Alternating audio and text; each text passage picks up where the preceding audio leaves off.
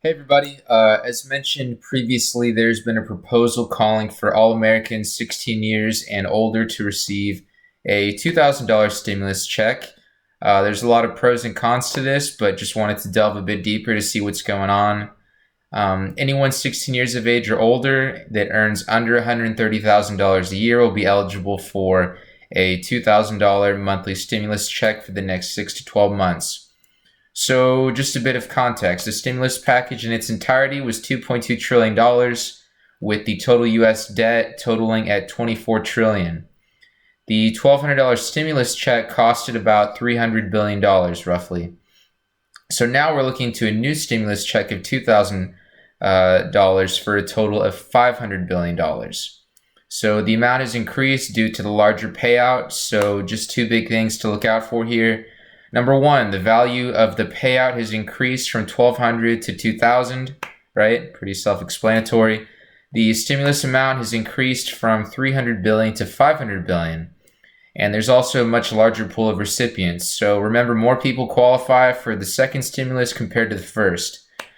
So you have people 16 years of age or older, anyone that earns under $130,000 a year. Compare that to the first check that was available to people making under $75,000 a year. The first stimulus allowed dependents in that younger age group to get the $500 to that person they claimed them as a dependent, rather than just getting the full stimulus check amount. So that's what makes the second stimulus a bit different. So looking at the long-term play, the stimulus check for $2,000 would have a total stimulus increase from $500 billion to $700 billion for one payment round. So if you multiply the $700 billion times a projected six month period, that's $4.2 trillion. So that $4.2 trillion is a little over twice the amount of the original $2 million stimulus. So the big concern here is that the stimulus package would continue to balloon over time, with different calls for funding here and there. So to remediate that, some think that this should be done on a case-by-case basis, as opposed to just throwing out 6 months of funding for the entire population. So in the previous stimulus package, you had the original $300 billion amount, and then an extra $200 billion amount that was allocated for hospitals and other social services. So that's kind of an example of what things would look like if the amount were to balloon.